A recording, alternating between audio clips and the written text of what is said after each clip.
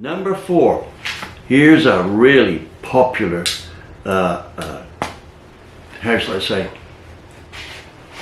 test, item versus test item. It is carburetors versus fuel injection. Which is best? Well, I need to give you an idea here of what it is that I'm trying to impress on you. Testing a fuel injection against a carburetor is not quite as easy as you may think it is. Now, when we test fuel injection versus carburetor, the carburetor on a like or similar CFM rating usually beats the fuel injection.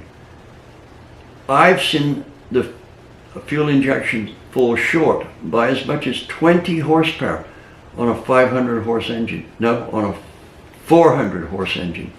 Now, where's that 20 horsepower gone? And I'm talking about almost any type of fuel injection. I've tested injection at the port in both continuous flow and batch flow and timed injection. There isn't much difference. Now, I'm not including emissions here, but that's injection versus injection. Let me tell you about a test I did many years ago with a throttle body fuel injection system versus a carburetor.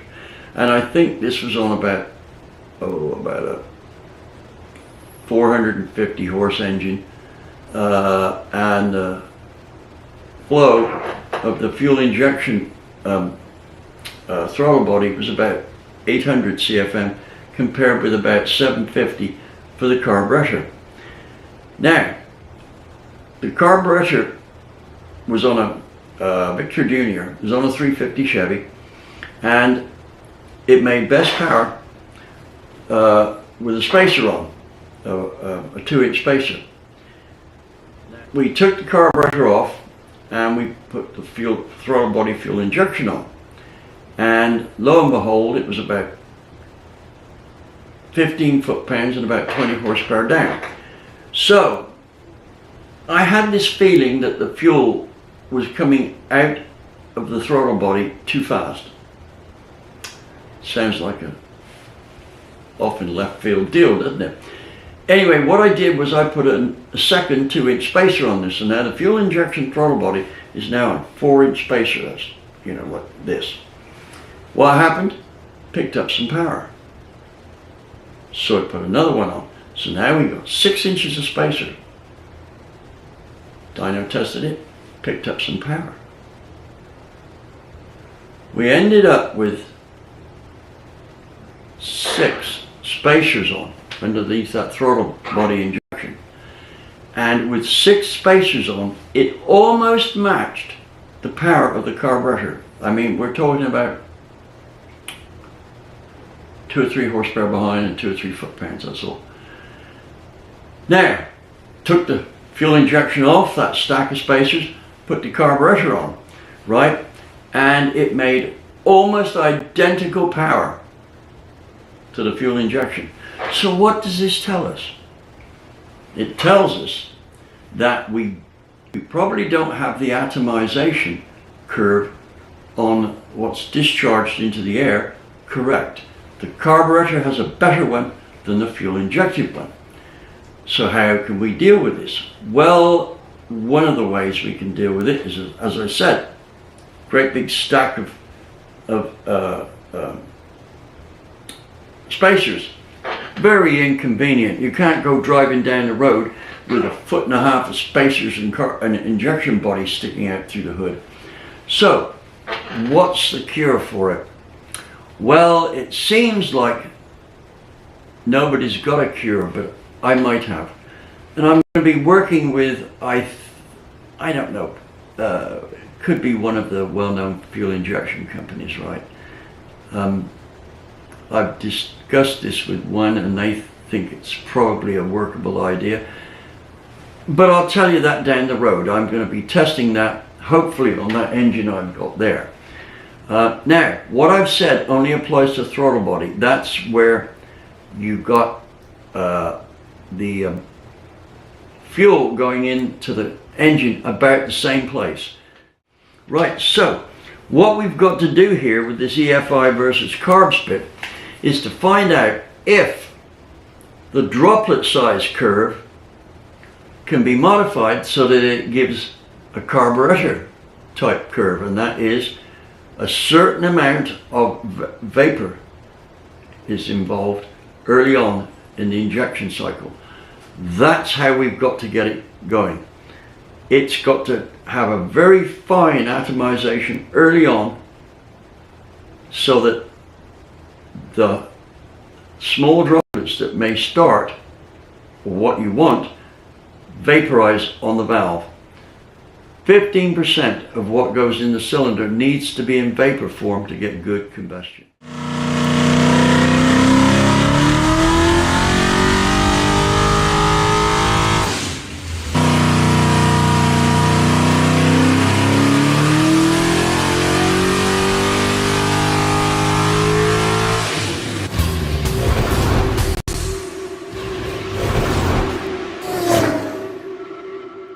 What is going on, guys? Pat in the shop, and tonight we're talking EFI versus carburetor. I did some dyno testing to compare the results between a couple different size carburetors and a throttle body injection.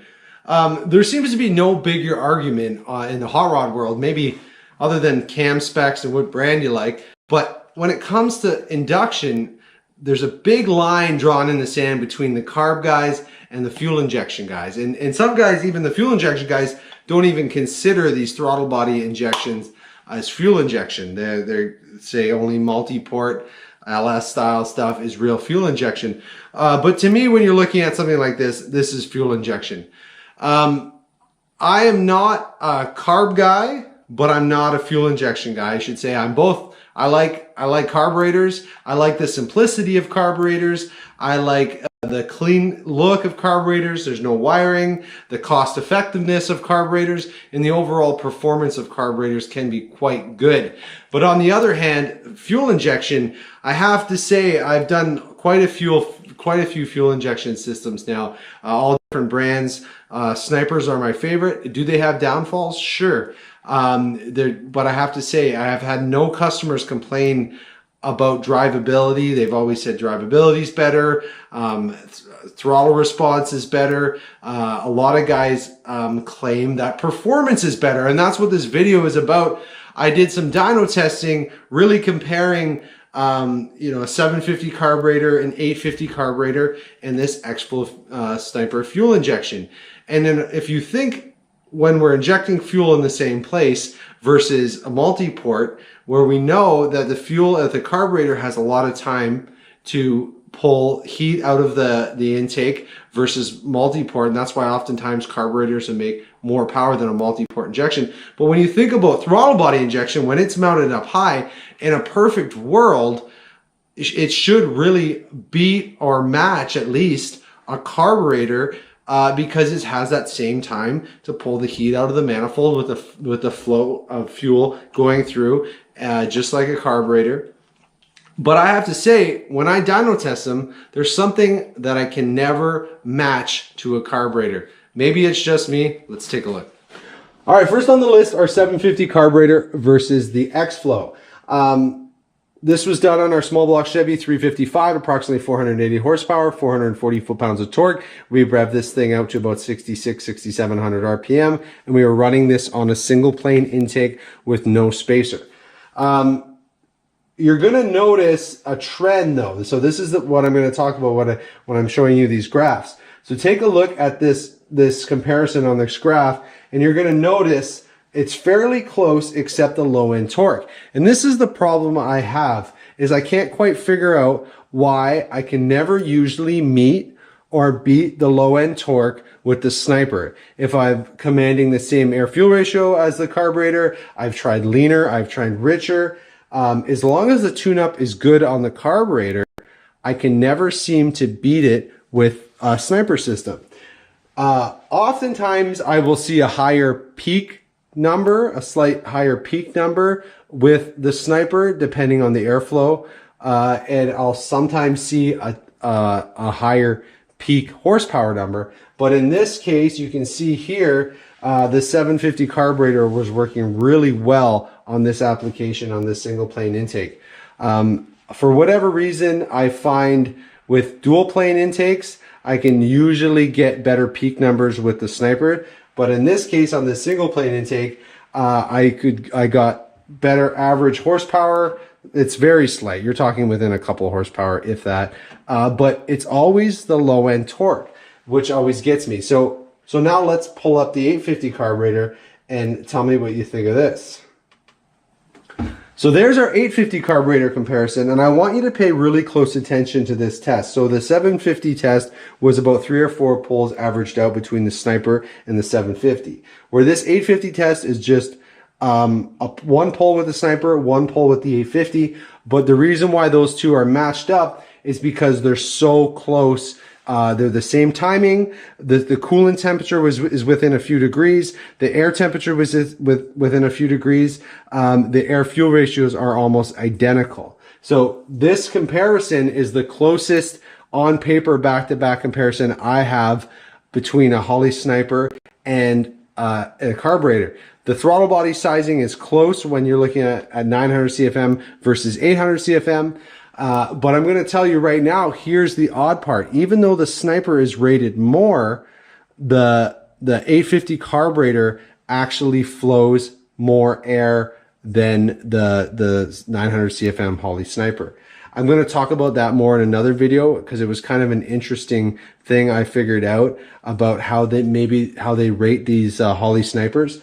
But either way, when we look at it, it's again the same trend. The 850 carburetor makes that bump in torque and actually a slight bump in horsepower on this test as well compared to the Holley Sniper. Past 5,200 RPM or so, it's very close. But again, under that, the carburetor has an advantage.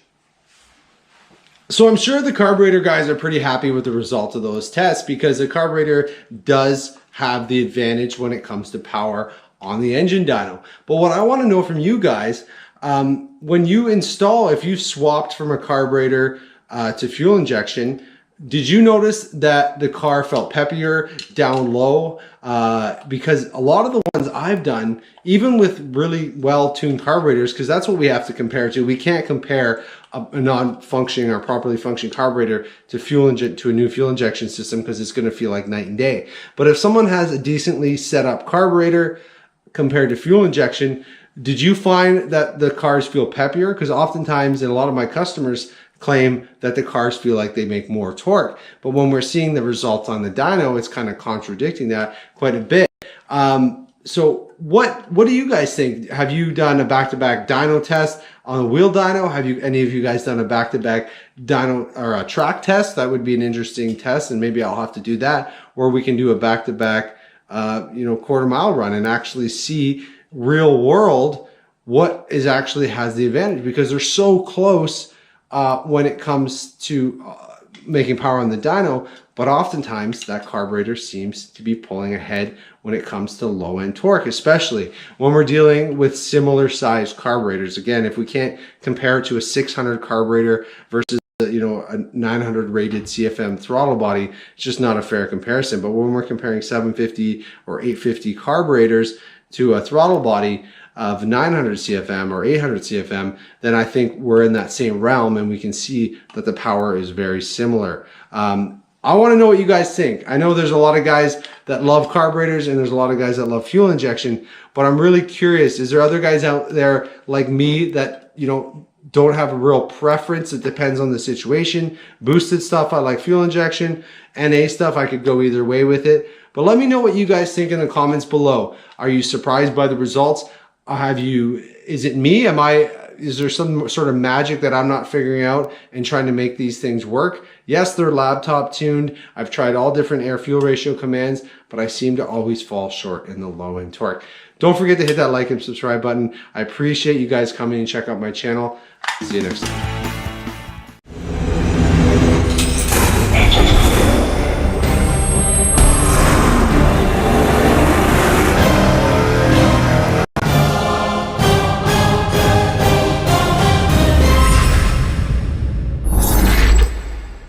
This is Engine Masters presented by AMSOIL, and you know what we're going to do this time? Absolutely burn ourselves into the ground all night long to answer your questions about what's better, that Holley 750 carburetor or Holley Terminator self-learning throttle body EFI. Today's engine is a 5.3 liter LS Chevy. It's actually an LM7, which is the type of engine you'd find in a 99 to 07 Chevy or GMC truck. This is actually a crate motor from GM that they used to sell. It's now discontinued. It was called a 327 HO. It's a bone stock truck motor, but it has an LS1 camshaft in it. And they sold it with single 4-barrel intake manifolds, and that's what we're going to be running today. You'll see us test both the Edelbrock RPM dual plane and this Victor Jr. single plane, and we'll be running it both with the carburetor, powered by MSD for the ignition controller, and then we'll be running it with Holley Terminator EFI, which is a throttle body self-learning setup, and they make a kit that plugs into all the factory sensors on the LS motor.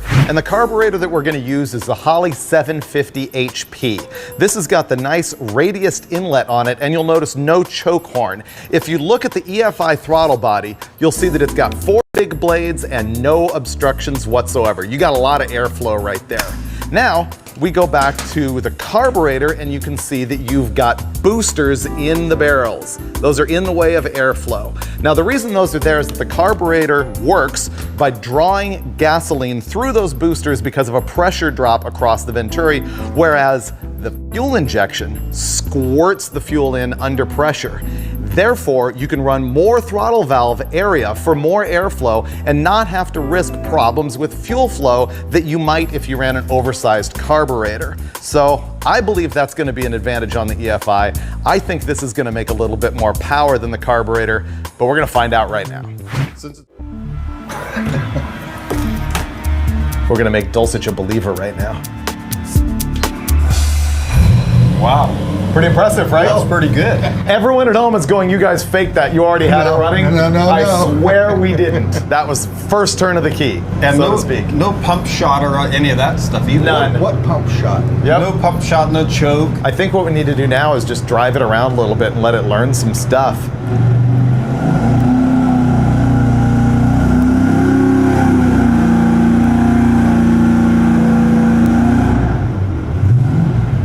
What we're doing right now is looking at how the idle speed is really fast, and that might just be because it's cold, because he's got the throttle blade all the way shut. And he can't tell the difference between an inlet air temperature sensor and the IAC right now. Dulcich. Neanderthal when it comes to EFI. The issue we're having right now is that it sounds like it has a little bit of a misfire.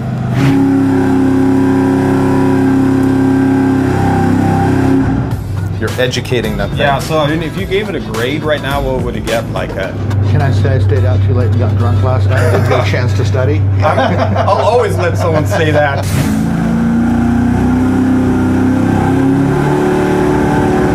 Why does it run bad? I don't know. Man, I learn something every single time I come to the dyno and run an engine, and sometimes you just have to take it the hard way, and this morning was a fiasco. Through a lot of A/B testing and tuning and beating our heads against the wall, we just discovered it is a fuel distribution problem. We switched over to a GM single plane, and that ran perfectly. This is getting kind of convoluted, so let me spell out what has happened and what we're going to do. First of all, go ahead and forget everything that we did with that first intake manifold. We had some sort of weird vortex of cam mismatch with the plenum and the fuel spray pattern that made it just not run right. We've seen that every once in a while with a carburetor, but in this case, the dual plane and the EFI just didn't add up. So you saw us put a single plane manifold on the 5.3, and all of a sudden the EFI was flawless, and in fact the self-learning made a little bit more power than a custom tune-up we made while we were troubleshooting. But we need to go back and put the carburetor on our new single plane intake manifold so that we have a scientific test A/B of the carbon EFI on the same intake. I hate to break this to you, Dolchek. Oh no, what? The carburetor's losing. I thought you would say that. Yeah. Yeah. It looks like I may be in trouble for sure. Here's what we have right now. No, we're not done yet. No. This is what we have right now. Okay. We're not done yet. The EFI is the black line, and it is still winning.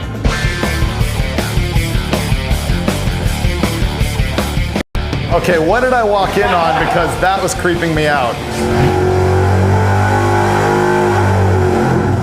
I will get there. Really? You insist? But wait, let's re-rank the tuning of carburetor versus EFI, because I don't remember you leaving the seat while tuning the EFI, whereas you've been actually sweating. Ooh, getting closer.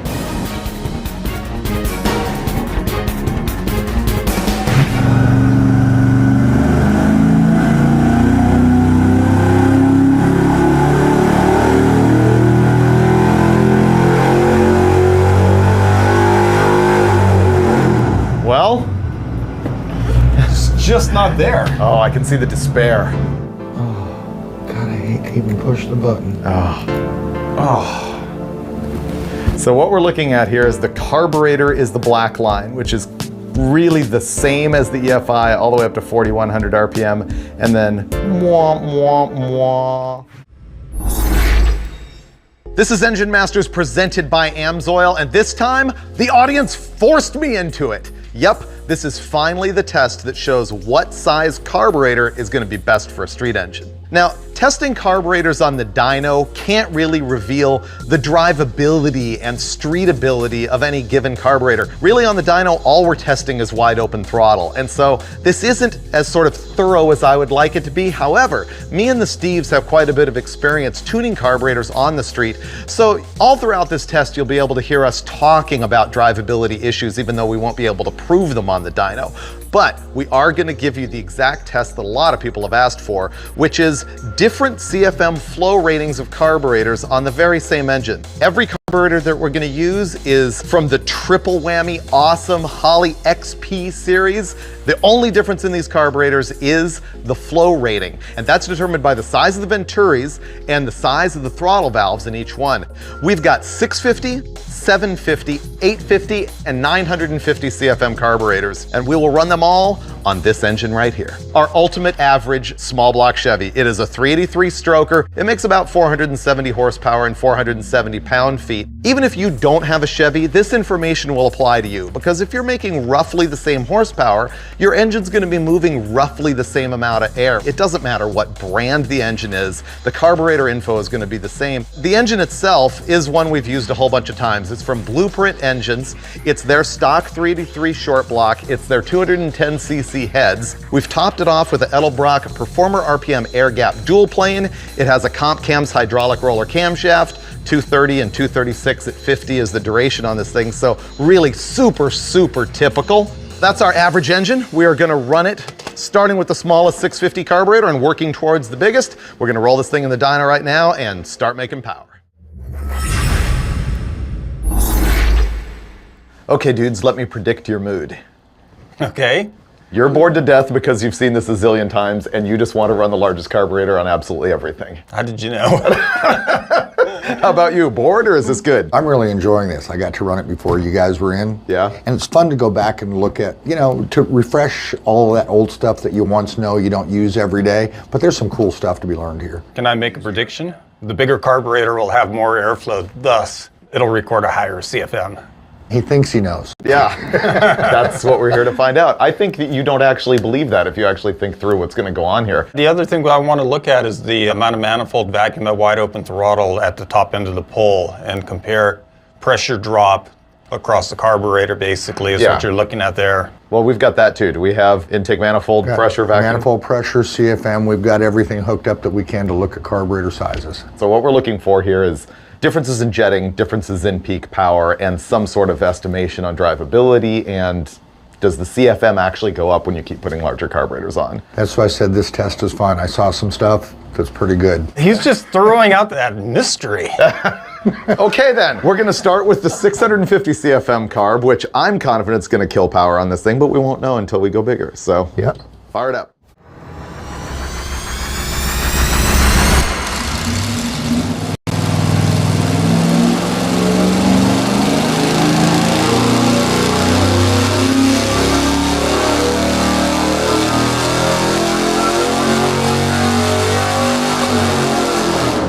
Wow, I don't think this thing's ever made that power. Yeah, this is, it's pretty darn good. Okay, manifold vacuum. And look, it dropped. At peak, we had 1.5 inches here instead of 1.8 last time. It's not a huge drop. FM airflow is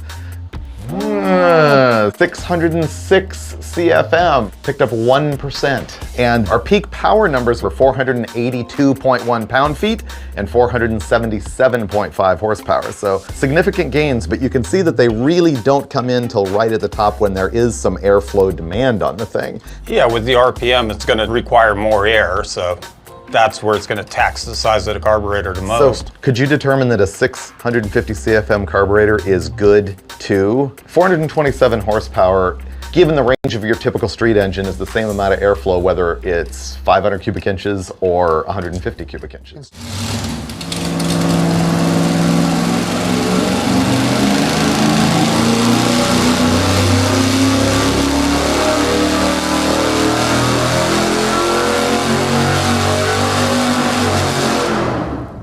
So the first data point that we look at here is that manifold vacuum, and wow, it dropped way more than I expected. 0.5 with the 850. That is a huge swing. It's certainly different than the 750. It dropped an inch. Yeah. Yeah. That should be promising based on just manifold vacuum as the only criteria. Promising in what way? Well, you would expect the power gain. Well, let's see if there's an airflow change before we see if there is a power change. Yes, we're looking at 615 CFM through the air hat with the 850 carb. So once again, that should make more power, but did it? More airflow is more power in the real world. Is that better than the 750? No, it isn't. It's down a tiny bit. 483.8 pound-feet of torque and 474 horsepower. So what does that tell you, Steve Dulcich? Something's wrong. No, it's doing, I think, what physics tell you that it's doing. The fuel is probably just sort of drooling out of the boosters instead of coming through atomized. All right, so let's just take these brake numbers. We'll plot this. So we're looking at brake-specific air consumption.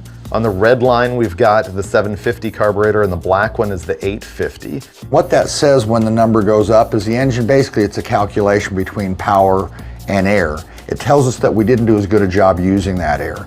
So the quality of the air and fuel going into the cylinder isn't as good as it was with the 750. So the engine, higher VE number, flowed more air, but it's less efficient. We're now at the tipping point where you have gained zero advantage with the larger carburetor, even though it flows more air, and even though it's less of an inlet restriction, it's not using the fuel and air to make the power. The other thing is the manifold vacuum.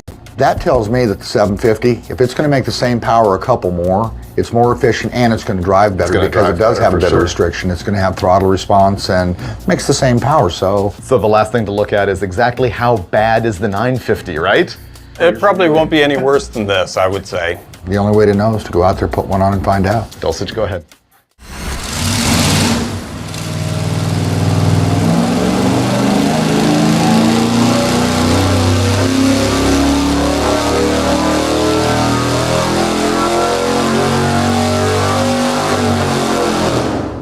I noticed also it loaded kind of okay. I rolled in half throttle, let it pick it up instead of just slamming it and making it pull it back. So when the dyno is initially loaded, you're trying to get the engine to wide open throttle and have the water brake on the dyno limit the RPM to like 2400 so that you can start the test and sweep through 2500 and go. When the airspeed is really slow because of a very large carburetor, sometimes it won't meter fuel there, and so you gotta like drive it a little bit to get it there. Get it in. But that's really the only indicator that we've got on the dyno about a drivability situation, where sometimes if you've got a tight converter and you're trying to foot brake it or something, we've seen this on the Roadkill crop duster, a huge carburetor just won't take it. Look, it dropped the intake manifold vacuum again. It's 0.4 and the CFM, 618. So really, I think what that's telling you is even if this carburetor is capable of flowing more, the engine is sort of at its limit, right? Yeah, it's just not going to flow more no matter what size carburetor. What did it do with the power? The 950 carb made 480.6 pound-feet of torque and 471.5 horsepower. And there you go. The 750 actually made more power, just a hair above it. Although look, the 750 is even better down here, which actually kind of makes sense. In this low RPM range, it's metering or making more atomization there or something. I am curious about one thing here though. Let's compare this to the 850 momentarily. The engine has become much less efficient with this carburetor. Okay. Look how much more fuel it takes to make similar power and have the same air-fuel ratio. Even though it flowed a little more CFM, the VE went up. And you hear this all the time, oh, it's all about VE. Well, it's about quality as well. It's about what the air is doing. So if we look at brake-specific air consumption and brake-specific fuel consumption, they're both going to go up, which is the wrong direction. Which tells you a couple things. The air's moving more slowly through the venturi, so there's slower airspeed in the manifold, right? Yeah. And I think it's probably dribbling out of the booster. Yeah, it's about quality, not just quantity. Yeah, you'd have a larger droplet size. Yeah. And there's some sensitivity to that in terms of combustion and also distribution. So there's a lot of like nuances to engine performance besides how big your carburetor is. And this has been way more dramatic than I expected, because usually the bigger the carburetor, the more power you make on the Picks up dyno. a couple and... But this thing is just sort of gutless enough that it really showed you that in the ultimate average 3-3 world, that 750 carburetor is the perfect carburetor for this engine. Yeah. Let's see if we can make this as a sort of rule. Pick the smallest carburetor that makes the power that you want, and it will have the best drivability. Absolutely. Well, that's true. I'll agree Right? with that. Normally you're saying, oh, well, you know, you might give up that 1 or 2 horsepower at the very top and you won't feel that, but the drivability of the 750s, but No. actually, no. The 750 makes better power, it's more efficient, it makes better use of the fuel, and It's more better. it's the right carb. I guess, Brule, you always liked the 750, and I can see why. It's drivability. If it were 5 down, I'd still take the smaller carb. Okay? We're done. This is Engine Masters presented by AMSOIL, where way back in episode 2, we did our very first EFI versus carburetor showdown, and we're at it again.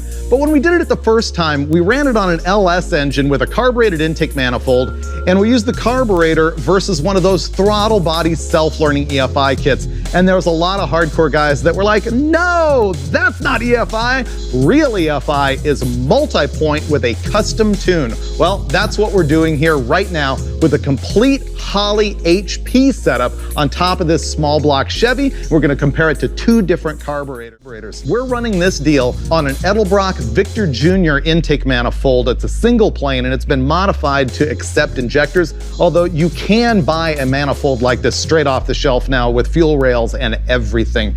The engine that we're running this thing on is a small block Chevy that you've seen a bunch on Engine Masters. The last time we had it out, I think we did a water pump shootout, and it made like 460 horsepower. It's a blueprint 383 short block with some hopped up heads and a bigger cam than the crate engine comes with. Very much standard average stuff. You probably have something like this in your car, and we're gonna answer those questions about whether you really wanna step up to multi-point EFI or if you can get away with a carburetor. We're gonna put the thing on the dyno right now, AMSOIL it up, and baseline it with a perfect multi-point EFI tune-up before we throw carburetors on it and answer once and for all, what's really better for power production, EFI or carbs? First test, which is going to be the baseline with EFI on top of the Victor Jr. intake on our 383. Steve's thinking that there's a chance the carburetor is actually going to be very, very close to the EFI, and so when we look at tests where the numbers are just like onesies, twosies here and there as far as horsepower and torque numbers, we'll do 3 runs and average them to remove any anomalies.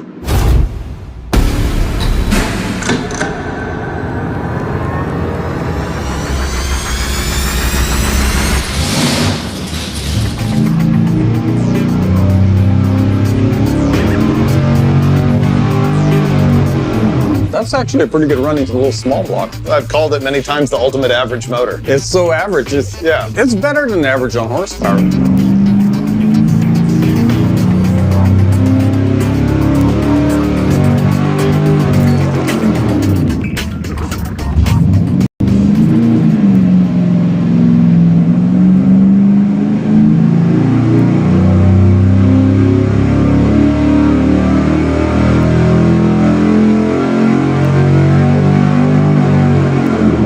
Dead consistent throughout all the pulls. Yeah, it's nice, huh? Yeah. So looking at the average of the last 3 dyno pulls, which basically were identical, I mean, there was almost no wiggle in them at all. Here's our overall curve. We made 474.2 horsepower at 5,700 RPM, and the torque peak is oddly close. It's 5,100 RPM and 462.2 pound-feet. And that's that single plane intake manifold. If it had a dual plane, it'd be making its torque peak a little bit lower. Let's have a look at what you did as far as the AFR curve on this thing. So you're running at 12.5, 12.7, you know, all the way from 3,000 up to the horsepower peak. And we'll see if the carburetor is able to do that too. That's one of the things we see in the carbs. Sometimes they will swing one way or the other. There'll be a jump or a move, and sometimes they'll go lean to rich, rich to lean. There are ways to tune around that, but it takes a pretty special carburetor guy to get that done. That's you. But we could probably raise this 2/10, lower it 2/10, and not see any power difference. So I don't know with a carburetor, if it moves 2 or 3/10, how much that matters. 2 or 3 or even 4/10, how much that really matters as far as power. We keep talking about the carburetor. We need to go install one and find out. My favorite. I'm crossing my fingers that they make more peak horsepower. I think the carburetor might be better everywhere. You may be right. Now we have our baseline, but I'm going to give you just a little bit more dirt before we move on about that EFI setup. This manifold right here is part of what comes with a complete Holley HP EFI package that you can buy. It's right around $3,000 for a small block Chevy, whether you've got Vortec or a TPI type cylinder head pattern or the classic pattern. And it comes with everything you need as far as wiring, sensors, computer, manifold, rails, pre-bent lines, the whole shebang. The only thing it doesn't come with is the fuel pump and the injectors themselves, because those things need to be sized towards how much horsepower you're planning on making, so you'll want to buy those separately. And just FYI, we're running 38 pound-per-hour injectors on this deal at 45 PSI. We tried to run a carburetor on this manifold that comes with the Holley kit, and basically it was really bad, which brings up a really good point, which is that multi-point EFI is only flowing dry air through the intake manifold. There's no fuel suspended in it, and that opens up the intake manifold design, and it's really one of the major benefits that we're not realizing here. That's why OE manifolds have big long runners in them that fuel would never make its way through, but dry air will. So we're not realizing those advantages here, but it is a really solid A/B test on how these things are going to perform on the same manifold. And here's what we're using. On the engine in the dyno cell, we've got a Victor Jr. that's been modified with bungs for injectors. Edelbrock now sells this Victor E manifold, which is very similar, but comes pre-set up for injectors, and they've got rails for it also. And I noticed TrickFlow has a new manifold for small block Fords that you can also buy rails for. And if you've got that situation, you can also buy a Holley kit that does not include the hardware, but that does have everything that you need to put a throttle body and the EFI itself on your engine, just not the hard part. So there's kind of what we've got going on here. Before we move on here to the old organized fuel leaks, the dinosaur implements known as carburetors. So the 4-barrel throttle body that we were running on the EFI is advertised at 1,000 CFM. So there's two things that I wanted to do in order to compare that to carburetors, one of which is run a 750 CFM carburetor, this one being a Holley XP, because this is really typical as to what a guy would run on the street on that 383 in the real world. But I also wanted to run a carburetor that more accurately was sized to the throttle body we used with the EFI. So this Quick Fuel Technology 4150 series carburetor flows an advertised 1,050 CFM. So that's going to give us a real accurate A/B test, changing nothing but the air door and the carburetor and the fuel pump. Let's go find out right now what we're going to do with this 750 before we move on to the 1,050. We have the dyno measuring the manifold air temperature, which is going to be really interesting. I want to see if it's colder with the temperature carburetor. probe right here. And kind of what we're looking for there is the difference in the vaporization of the fuel with the carburetor to see if it actually lowers the air inlet temperature significantly. Okay, now we have the Holley 750 double pumper on there, 4-barrel carburetor, and we're going to see what happens. I bet it probably makes 2 or 3 numbers at peak, and the rest is the same. That's my guess. Oh, you think it's going to make more power? With the carb's way smaller Barely. than the throttle body, though. Yeah, It is a lot smaller. but Yeah, I think it's going to make less. but does the engine even need the CFM that the throttle body offers? So we'll find out. Once again, we're going to do 3 pulls.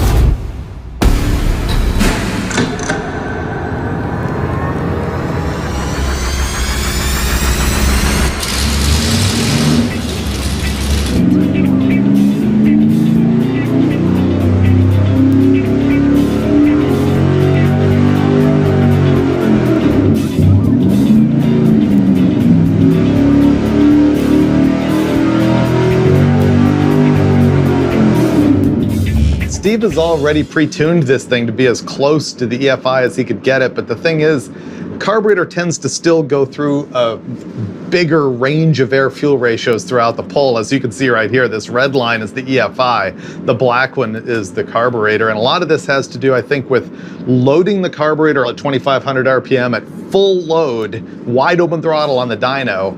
It doesn't like to actually move a fuel at that point. It has trouble metering it through the booster and having a good signal. Well, and the fuel has inertia that needs to be overcome. Whereas on the EFI, it's being sprayed right at the back of the intake valve. This thing, the fuel droplet has to accelerate through the intake manifold. Right, has to be drawn in all the way from the float bowl down into the cylinder. Yeah. And here's our third pull.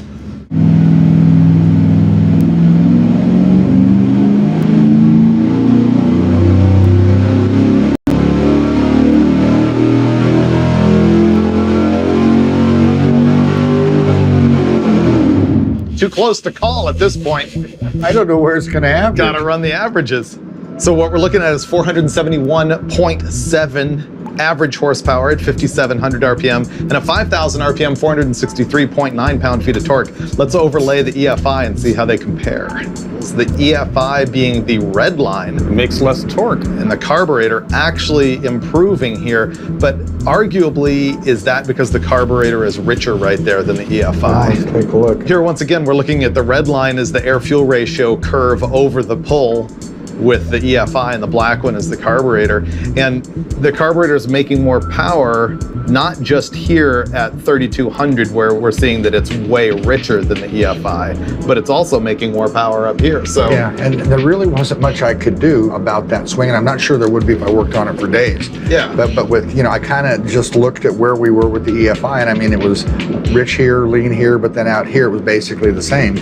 But I just didn't, that's really all I could do there. It's on both sides. Yeah, normally I think what we would expect to see is that the carburetor, because of the latent heat of vaporization of the fuel in the manifold, has a colder manifold air temp than the EFI and makes more power. That's the typical theory, right? Speaking of air temp, let's take a look. So this is going to be air temp inside the intake manifold, just under the throttle body.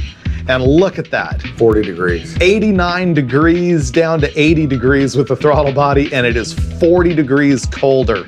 It's actually approaching freezing with the carburetor.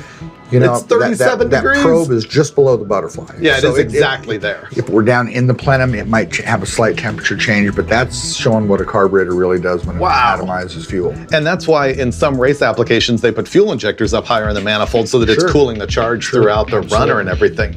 That is a dramatic example of internet theory proven. Yeah. The carburetor does have cooler inlet track temperature than the EFI. This is the right carburetor for this engine.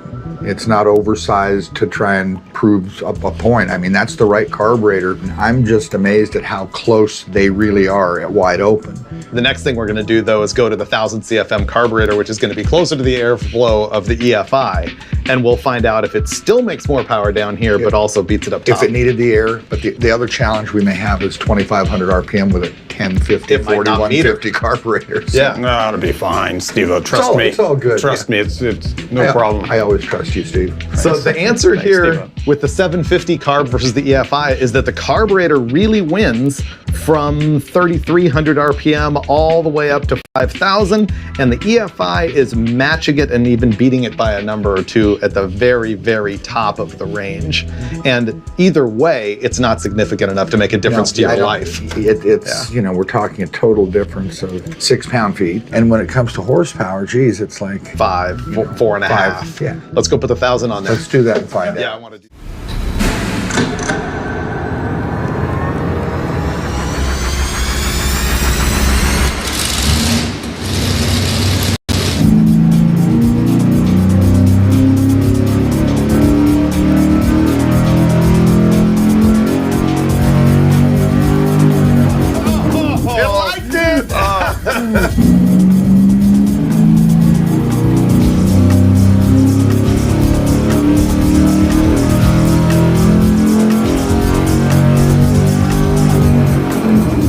Pretty stout. Carb's way better. We're seeing bigger torque numbers at peak and 480 horsepower for the first time, but we got one more pull before we can do our average.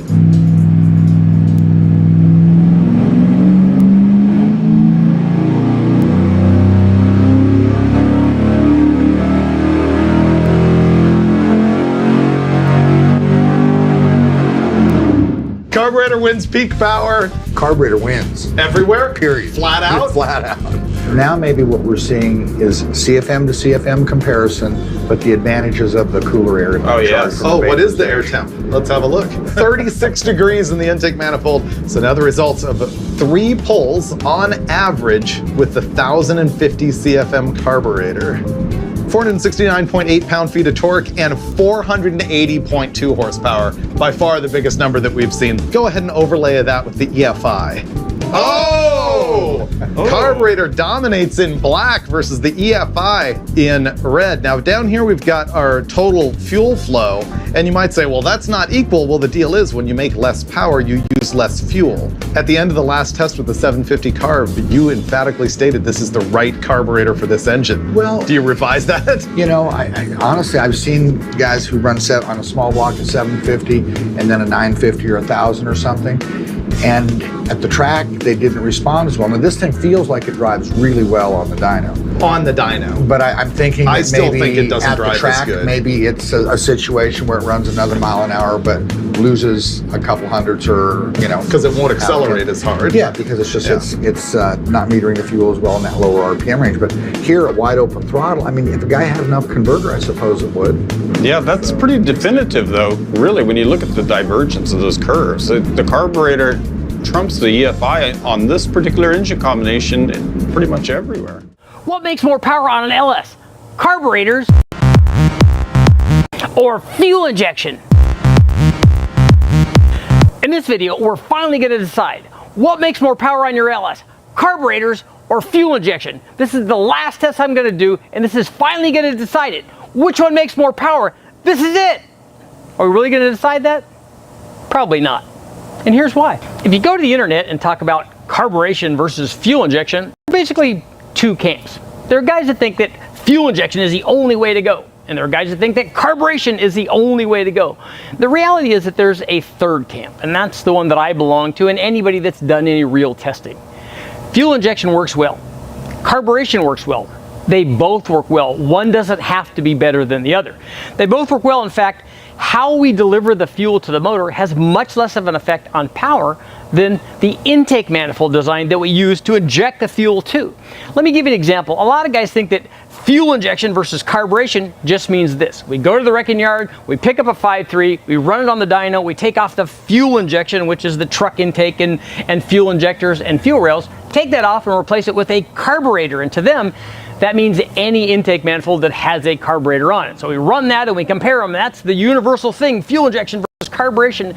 But the reality is the intake manifold that we choose to run that test on has a much bigger effect than how we're supplying fuel. If we compare the truck manifold to a dual plane, it's a different test than comparing the truck manifold to a single plane. Or comparing either one of those intakes to a fast manifold or a high ram or a sniper. You see, how we deliver the fuel, whether it's through fuel injectors or carburetors, has much less of an effect than where we deliver the fuel. And that's what we're going to show in this test. I ran a test on an actual LS1, a 5.7 liter LS1 with the high ram. Now the high ram allowed me to run port injection versus carburation on the same intake manifold. And we ran a few different lids on it, so it's really cool stuff. Let's check it out. To run this, to get things started, we ran this 5.7 liter LS1 with the high ram and the lid with the single front throttle body with a 102 millimeter throttle body on it. We had, I think we had 80 pound injectors or 83 pound Holley injectors if I remember right on this thing. And so we had more than enough fuel to do what we were doing. But the first test that we did was to compare this lid to a dual quad lid with 2,000 CFM throttle bodies on. So two 4-hole 4150 1,000 CFM throttle bodies. We still had the injectors down in the port where they are on the high ram when you're running EFI.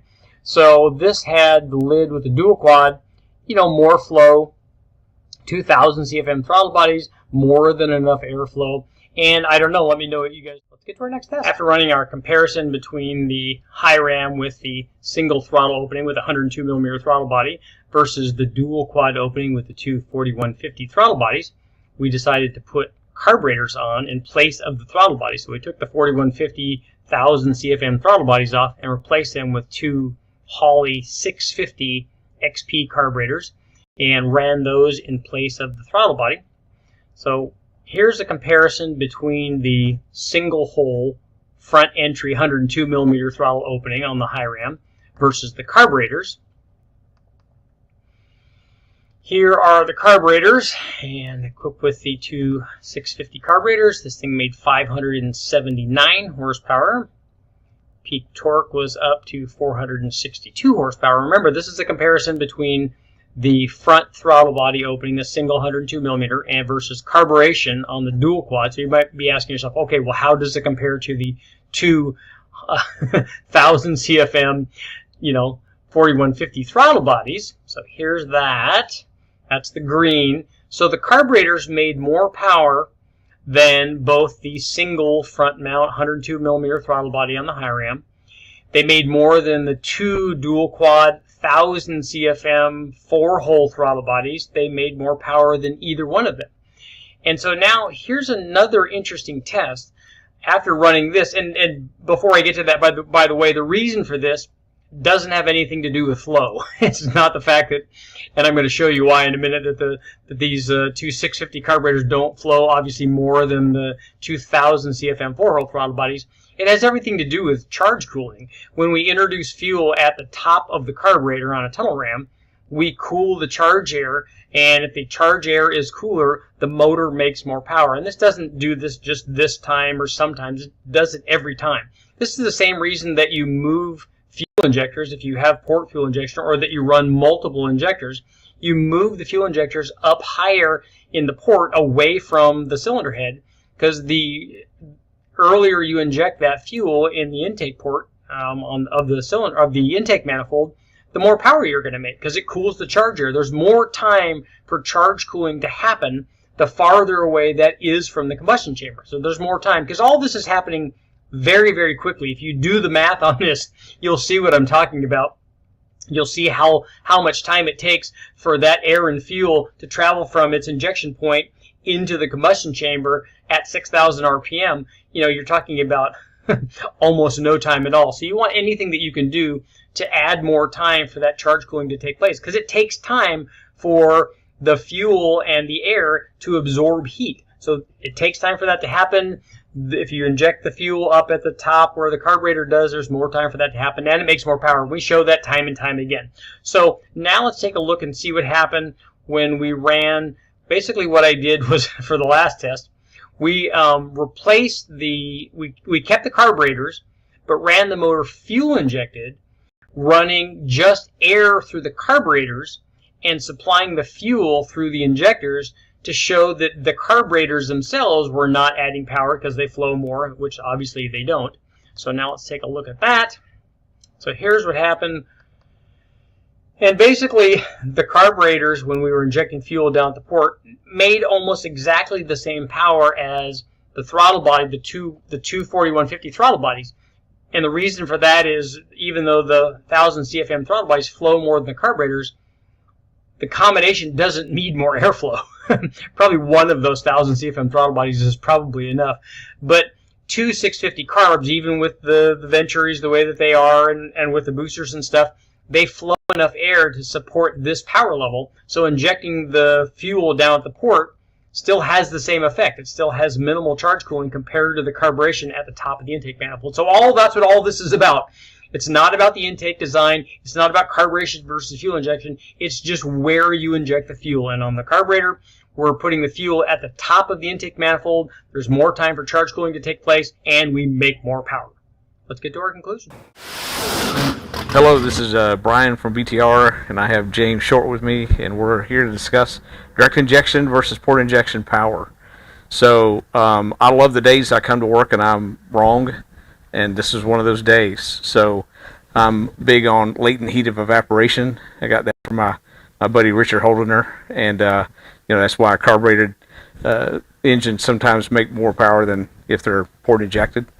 And so, my thought process was, the port injection, you're introducing the fuel sooner than the direct injection. So the port injection will probably make more power. So James had the engine running on the dyno, and we were about 740 horsepower. And so we had our Trinity intake on it with port injection, the injector's already in the intake, just running it direct injection, and so just turned on the port injection and turned off the direct injection. And the thing lost 65 horsepower. So we were a bit shocked because we had egg on our face and that we were that wrong about that. And then I'll let you talk about setting up half and half. Yeah, it was probably a little bit more than just plugging the injectors in, because if you run the DI off with the injectors in place, you'll burn the tips on the injectors off. So we ended up having to pull the intake off and pulled the injectors out, put bungs or the plugs in. Also the DI pump, we had to remove it and plug it off just to make sure it didn't damage the pump, not pumping any fuel through it. So once we got all that plugged off, we stuck the intake back on. Same intake, we just had the injectors in there and got it all hooked up, and obviously we had to do a little bit of tuning on it, being port injection, but we spent most of the day swapping back and forth doing ABA tests, and the results were pretty definite that a 65 horsepower loss went from 740 down to 675 port injected. And we ended up... Your airflow went from, what was it? 451 grams on the DI and 420 grams a second on port injection. So, so you look at the percentage power difference. The percentage power difference was about 9%, and then the airflow difference was about 7%. So the math kind of adds up. Well, then when you did half DI, half PI, the power was 707 horsepower. Yep, which is dead center. It was literally within half of a horsepower, of what dead center between those pulls would have been. And consequently, the airflow was also within 1 gram a second of dead center at 436 grams per second.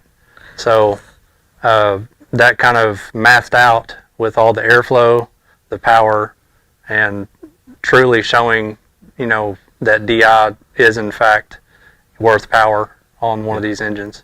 Because the way to think about DI is when you look at an LS3 head versus a Gen 5 head, the Gen 5 head actually has less cross-sectional area than an LS3. And when you're running direct injection only, you're filling that cylinder as full of air as you possibly can, closing the intake valve, and then injecting the fuel. And really, you're kind of artificially supercharging the engine, by, that few percent. And it's very interesting because long after we did that test, I wanted to run the BMEP numbers. I love looking at BMEP numbers of pro stock engines and NASCAR engines, and ran the BMEP numbers on the engine, and lo and behold, it was as good as a NASCAR or pro stock engine in terms of BMEP numbers. So that is telling. You're talking about a stock short block LT1 6.2 liter hydraulic roller with stock rockers on it. To achieve that level of BMEP numbers, obviously it's not the short block, it's not the stock short block we're running. The CID heads we're running were fantastic, but it's not the heads. It's the direct injection is really what's making the big difference in power there. So we were wrong, and we were shocked. And when we tell this story to a lot of different people, I think they don't really even believe us, because we eventually ran the engine on M1. Yeah. It made 785 horsepower on M1, but you look at the airflow loss, it was about 12% difference in airflow, I think. And which also, kind of adds to these numbers. Methanol requires a whole lot more fuel volume, which is going to displace more air, and that shows up in the airflow meters. And we were using 2 different airflow because we left the GM ECU hooked up to this thing at all times, because it was still controlling the spark, the throttle angle, because it's got a serial-based throttle control, and the mass airflow meter is still hooked up to the GM, so we logged all that. And of course the Superflow has its own airflow meter as well, and all those airflow meters matched right up with all these different tests. So yeah, and talk about displacing air, when you down to a nitrous engine, when you activate the nitrous, generally the airflow goes down because the nitrous is now displacing the airflow, and that's exactly what happened in this direct injected engine. So we thought it was really amazing. We love Gen 5 direct injected engines. I mean, from a, if you're just a gearhead horsepower junkie, you're talking about a stock short block hydraulic roller cam engine with stock rockers making almost 2 horsepower per cubic inch on pump E85 fuel. I mean, what's not to love, from that. So, Yep. so anyway, that's all we've got for now. Yep. Thank you. They're in the head. Okay. And they can be in the head or they can be right here. We use them in the head because they make more power, but you can use them up here if you want to kill the power. So let's say So that's what we call an up nozzle and a down nozzle. Yeah, so down nozzle is the one in the head. Yes. The up nozzle is the one basically in the runner. Yeah. So if you're at a track where there's no grip and you don't need any power, you Take just them move up. the nozzles up. Got it. Okay. And if you're a track with grip, you want all the power you can get, you move them down. And that's pretty much been that way since we invented the down nozzle. And the down nozzle was invented by Dan Gurney, believe it or not. Something else, Dan Gurney. Yeah. If anybody doesn't know, Dan Gurney invented like pretty much everything, right? Yeah, he's unbelievable.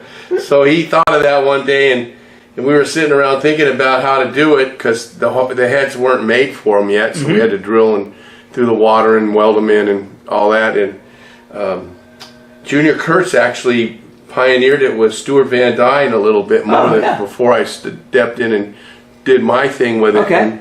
And but it's been ever since we did that, it's been the standard. The down nozzle is Yes. the way to make more power. Yeah. When we put them in, it made 40 more horsepower instantly. 40. Yeah. 40. And so Wow. then we were messing around with the nozzles one day, and Mr. Hilborn, who's the original designer of these fuel injections, he said, well, if you really want more power, why don't you just squirt a stream instead of spraying it? So he made me some nozzles, Okay. and that was another 20. Another 20. Yeah. Now, why was the stream better than this one that's got the screen in it that would basically break the fuel up? So it's Yeah. not a jet, it's more of a spray. That actually takes air away. Takes air away. Yes. Okay. So when you spread it out like that, not as much air can get by it. Right. So, okay. and the squirter just shoots a stream. Now, where do you don't shoot it on the cylinder wall, We right? shoot it. We always shoot the valve right at the back of the valve, right Okay. at the valve radius. Yep. That way, that's what's breaking the fuel out. And that's how that works. And I couldn't believe it would work, but it did. And then this particular nozzle's for a guy with a 360 who you're not allowed to use nozzles, so we put this long extension inside. Okay, get it so way to down. cheat it down, yeah. You didn't see that, guys. Yeah. If you've got two identical fuel systems giving two identical fuel air ratios, should the horsepower be the same in both cases?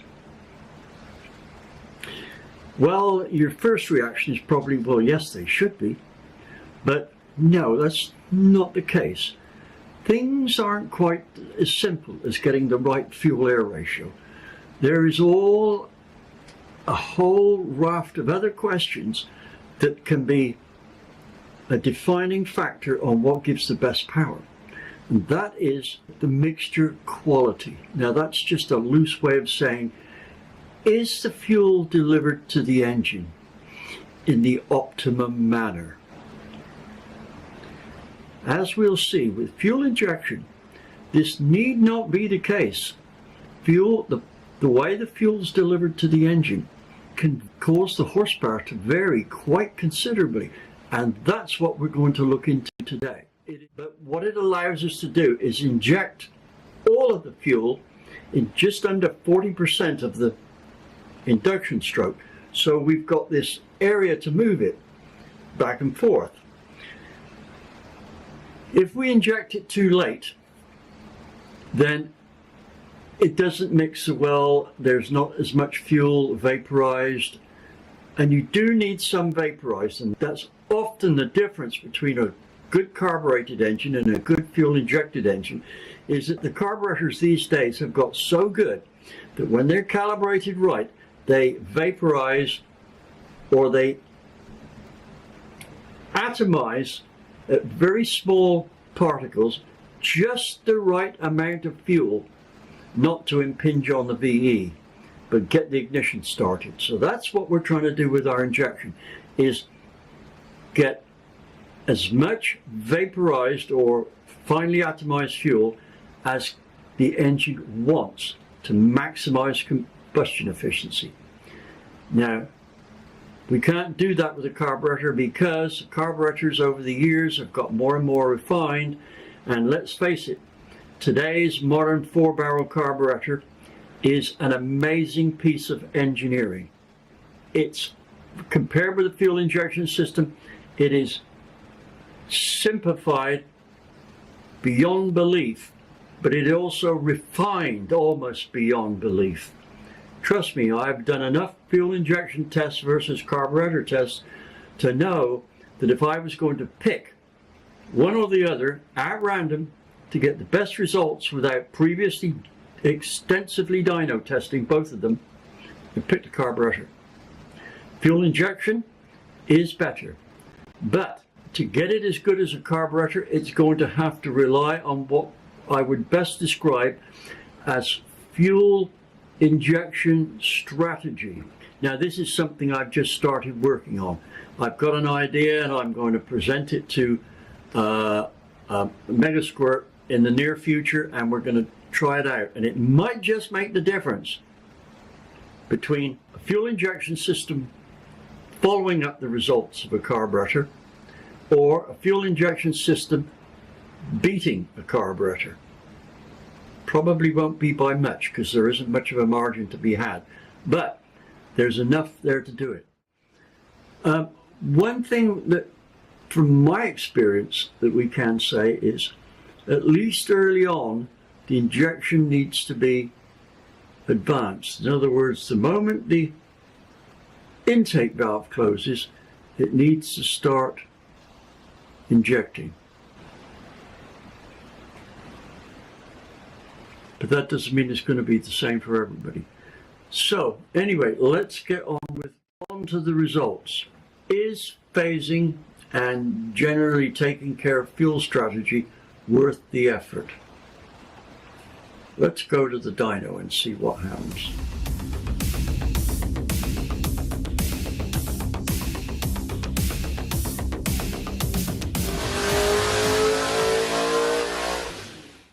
Means we could start the fuel injection in relation to the intake valve open, closing. We don't know what the engine's going to like, but we would move the injector in one direction. It might have been before the intake valve opened. The other direction might be after it closed or in the middle. We kept moving it. It didn't like this when we moved it in one direction. It started liking when we moved it in the other direction. When the injector was firing in relation to where the intake valve was. We couldn't tell what the engine was going to like, but as we moved it around, we went in a direction. We would like that. It liked it, so we went a little bit more. We kept Greg, moving. can I interrupt a moment? Yeah. When we did the initial pull on it, the curve with the big injectors on was, can't remember where we had it phased, but the curve was almost identical to the curve before. So we're not going to dig through the other curves and say this is what it was unphased on the small injectors. This is about the same, right? And what we're going to do in a moment is show you the differences between the non-optimized phasing and the phasing, right? So that's where we're going to go next. Is that right, Greg? Yes. Right. And I'll show a shot of the screen showing the difference between the two. Now, Greg's just digging up the best phased one. Yeah, look at that. At the end of the day. Now, you can't see it from there, so let me bring the camera over here and show you close up. As you can see, there's a big difference between the black line and the red line. In terms of numbers, well, I'll run the averages by at the bottom of the screen, right? But you'll see significant difference. So, we are slowly moving our 408 contest engine up the scale, a bit at a time. Well, that's all we have time for at the moment.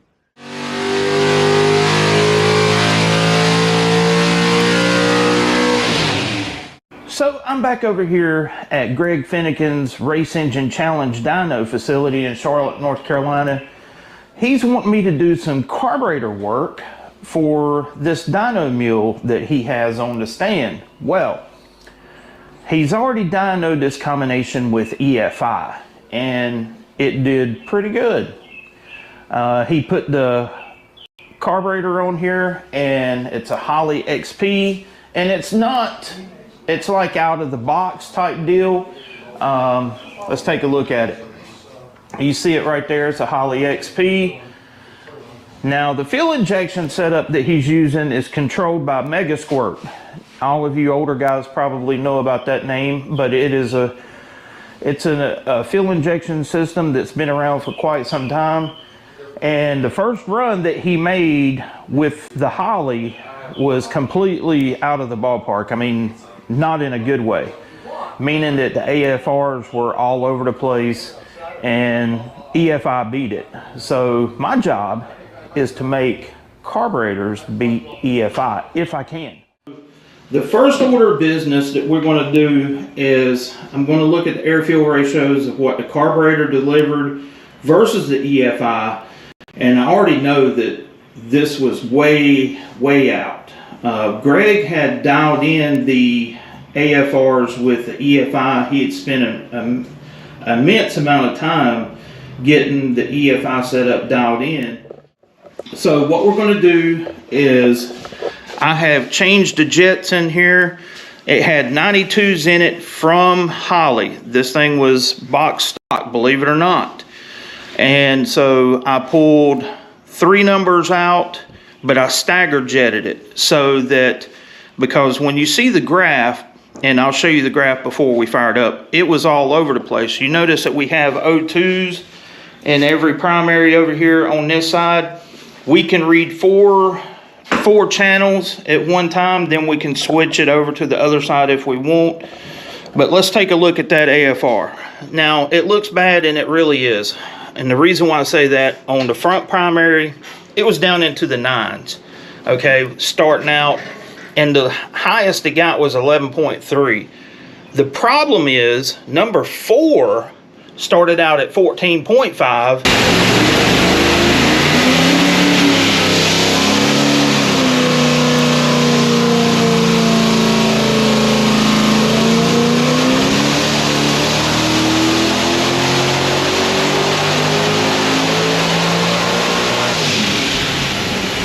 Seen the last run.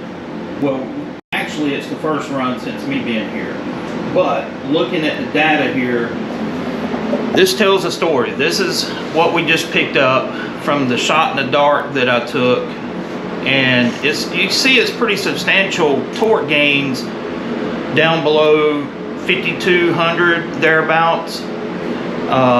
But will you pull up the AFR for that last run? But here's the problem. I've already seen that we've got a problem cylinder that I'm going to have to figure something out for, because look at this AFR and you will see what I'm talking about. This is nearly 16 to 1 at the beginning of the run. That's dangerous. I mean, I'm not even worried about this down here yet, because yeah, it does stabilize, but it is nowhere close. So I'm going to go in there and try to feed that corner about 6 numbers worth of jet, just to see what happens. And once we get that problem ironed out, then we can work on trying to lower the entire curve for the rest of it.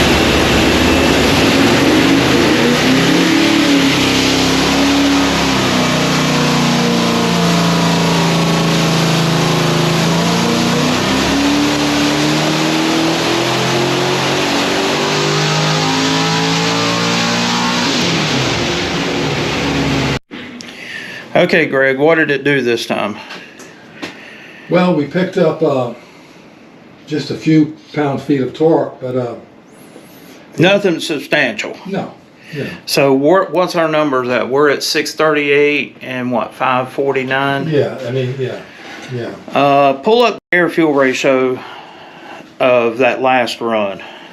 Well, that would be that coming right up here. Yeah. Go right here. There it is. All right. It's better, but It's better, but it is still all over the place, especially in that cylinder 4. So it's obvious that we're not going to pick up a good amount of power getting this thing ironed out. So what I'm going to do now, in the effort to save time, we're going to put the other carburetor on there just to see, because here's the thing, if it's an intake manifold issue or something to that effect, it will trace the same air-fuel ratios with that carburetor. If it's carburetor related, we will see a substantial difference. So, in the effort to save time, put a different carburetor on it, and we're going to see what happens. Oh yeah, what carburetor are we using? Oh yeah, the VRS 4150. It ain't hurt my feelings yet so far, Greg. Every time we've ran it, it's been impressive, hasn't it? yeah. Oh yeah. Oh yeah. Oh yeah. Okay. Well, So, Holly XP versus VRS.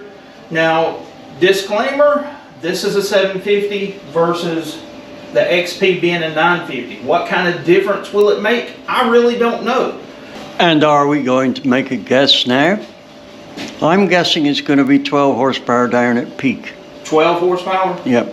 I'm guessing break even, but I'm guessing it's going to be up 10 foot-pounds down. I'm guessing it's going to be up 10.1. 10.1. Price is right numbers, right?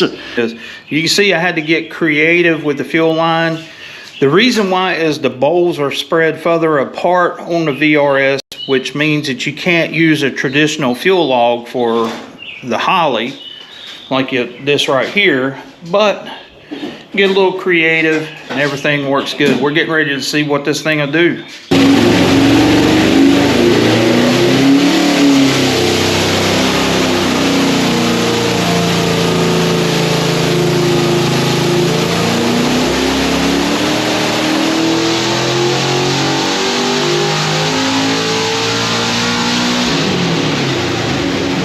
We just ran it with the VRS.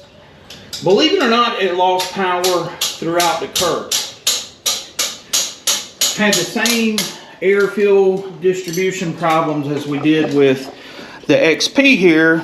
So we took the 4-hole spacer that Greg modified right here into kind of like a super sucker. We're going to a 2 1/2-inch spacers open to see if it balances out the air fuel ratio. That's what I'm hoping for.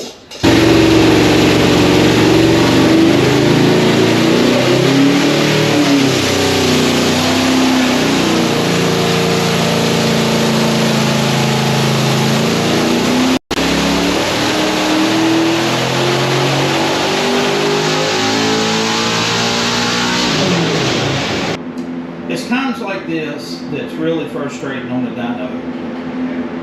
We took the 4-hole spacer off, made the run, put the 1-inch open underneath there, really 2 1/2-inch. And this is the same trend right here. Let's take a look. Look at the air fuel ratio. Now, mind you, this is cylinder, that's 1 and that's 7. So the front cylinder on the driver's bank and the rear cylinder are crazy. Meanwhile, the middle cylinders are doing what they should. That's aggravating. So now what we're going to do is change the header, and because one thing that we have going on is a massive exhaust leak, okay? Yeah. And I think that may be affecting what we're seeing. I don't know. But we're going to put the tri-Y headers. What do you think, David? I think that's the way to go. We've got to take these off anyway. Yeah. We aren't making much progress with the fuel distribution thing, so we may as well, in quotes, start again and see if the part of the problem is the headers. Yeah. It may or may not be.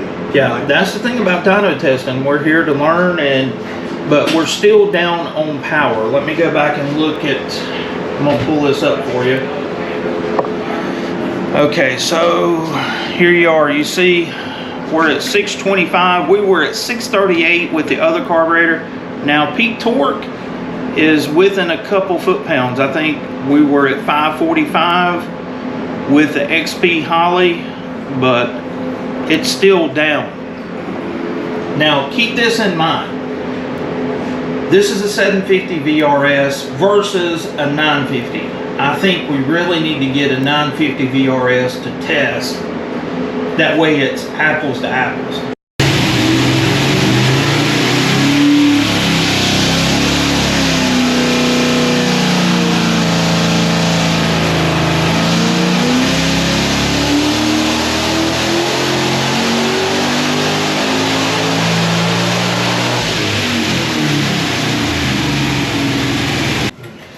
So we have a lot to unpack in this little bit of time. Basically, what we've learned all day thrashing on the dyno is that intake manifold does not particularly care for carburetors. The air-fuel ratio tracked exactly the same with both the Holley XP and the Edelbrock. And as much as I'm a carb guy and I love it, EFI just kicked it in the teeth. Yeah. So what is y'all's takeaway from what we learned today?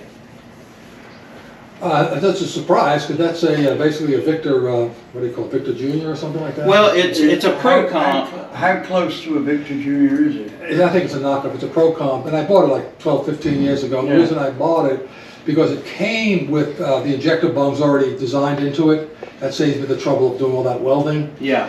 And the price was kind of, I'm going from memory, it was like $150. And I think the reason was because there was some casting flaws inside the runners, nothing major. I was able to easily correct it with epoxy. So that's how I ended up with that manifold. In addition to that, all I did was port match it to these AFR 235 heads. But ProComp steals everything from everybody, right? Yeah, they do. Now, let's make it clear here. This is what we believe is happening. With the fuel injecting into the ports, the effect of the robbing that happens between 5 and 7 cylinders is reduced. But when you put the carburetors on, the fuel follows or tries to follow the air. But it's got to get into that runner, and that's the problem. That's the problem. The 5 and 7 is so close that when the air turns, the fuel doesn't immediately follow it. So one cylinder goes rich and the other one goes lean, more so than the air difference. And that means that the only way we can fix the carburetor power is fix the manifold. Yeah, we would have to do hours upon hours of grinding in the plenum of that manifold. And testing and grinding and testing. But as a fuel injection manifold, that's by coincidence. I think that's by coincidence. Or that, or it just likes that throttle body. It could be. Is about, I think it's a 1350, and it's got two monoblades. Well, it's, what would you call it? It's two butterflies. Two large, sort of squarish butterflies in there. I'll put a picture of it in so that you can actually see. I think it was rated at 1350. And all right, here's the deal. The proof is in the pudding. The blue trace is the EFI. The red trace is, the black trace is the Edelbrock carburetor, and the red trace is the best Holley XP. So basically, the 750 kind of matched the XP Holley. It's down a few numbers up top, which is what I was actually guessing. Down low, you can see that it's close, but that's a 750 versus a 950.